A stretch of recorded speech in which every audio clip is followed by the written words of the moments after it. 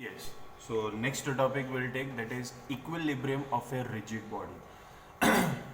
A rigid body is said to have a mechanical equilibrium if both its linear momentum and angular momentum are not changing with time. That is, both the force and torque are not acting on a rigid body. बराबर. अब समझो, या acting on a body is acting on a rigid body is zero. तो क्या होता है rigid body का mechanical equilibrium?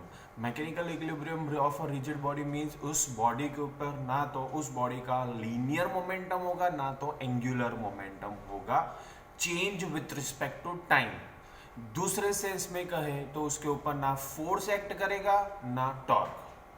ठीक है, और एक्ट करता भी होगा तो उनका समेशन जो होगा दैट विल बी जीरो. ठीक है. सो फॉर ट्रांसलेशनल या तो लीनियर इक्विलिब्रियम है तो summation of force is zero.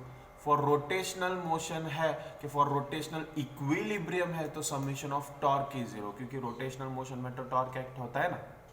लेकिन जब मैकेनिकल इक्विलिब्रियम होगा तो summation of force is also zero and summation of torque is also zero. Clear? चलिए then next. For a rigid body, if summation of force is zero, but summation of torque is non-zero, it has partial equilibrium.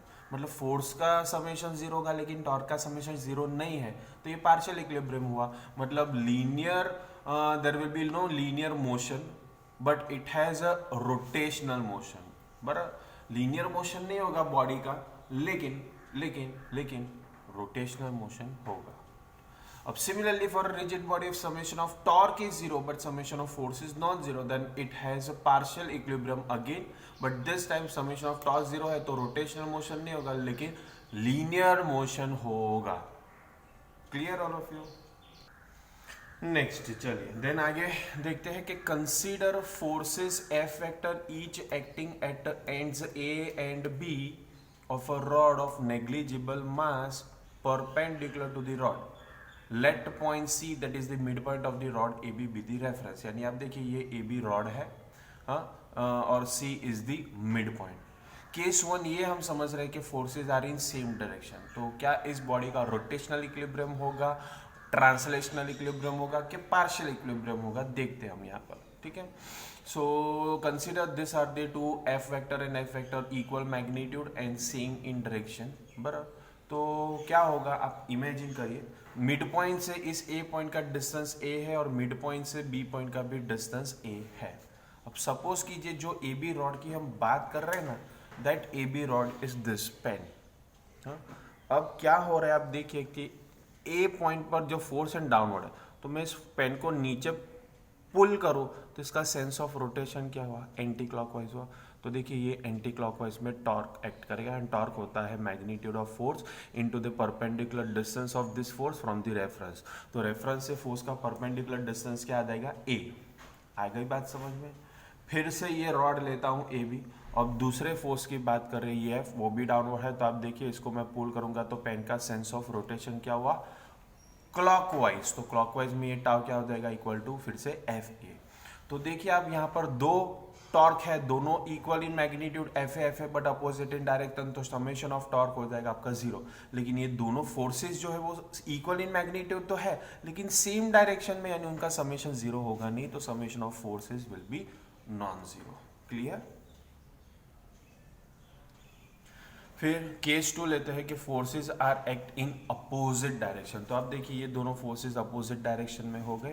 पहले हम ये A and पर जो force act हो रहा है वो देख लेते हैं. तो वो फोर्स डाउनवर्ड है तो इस पेन को रोटेट करेगा वो इन एंटी क्लॉकवाइज, और दूसरे सेंस में देखिए तो बी पॉइंट पर अब फोर्स अपर है तो अपर डायरेक्शन में अगर मैं पेन को पुल करूंगा तो फिर से वो हो जाएगा रोटेट इन एंटी क्लॉकवाइज. तो ये both torques are equal in magnitude and same in direction, तो summation of torque non zero होगा. लेकिन आप देखिए दोनों forces equal in magnitude opposite in direction है तो समेशन ऑफ फोर्स हो जाएगा जीरो. तो ये दोनों हमने अभी एग्जांपल्स देखे, case one case two, they are partial equilibrium. एक बार समेशन ऑफ फोर्स जीरो था तो दूसरी केस में समेशन ऑफ टॉर्क जीरो था. ठीक है, क्लियर? और इस सेकेंड केस की अगर आप बात करो, सेकेंड केस की बात करो तो वहाँ पर हम डिफाइन कर सकते हैं एक नया डेफिनेशन जिसे कहते हैं फोर्स कपल। क्या है फोर्स कपल? तो a pair of forces of equal magnitude but opposite direction with different lines of action. ये एक फोर्स यहाँ पर था तो दूसरा फोर्स यहाँ पर था, दोनों का लाइन ऑफ एक्शन डिफरेंट है, that is they are non collinear forces, is known as force couple. दो forces equal in magnitude opposite in direction and अगर नॉन कोलिनियर होते हैं तो उनको फोर्स कपल कहते हैं। और हमेशा फोर्स कपल प्रोड्यूस करता है रोटेशनल मोशन यानी कि टॉर्क वो प्रोड्यूस करता है। ठीक है, समझ में आ गया सबको? चलिए नेक्स्ट टॉपिक है principle of moments. An ideal lever is a light rod having negligible mass pivoted at the point along its length. This point where it is pivoted is called fulcrum. यानी एक देखिए आप ये एक rod ले लीजिए, light rod, बराबर, उसके कहीं पर बीच में, सेंटर पर नहीं, कहीं पर भी ये रॉड के बीच में एक पॉइंट है जहाँ से वो पिवोटेड है, फिक्स्ड है, उसे कहेंगे क्या? फल्क्रम।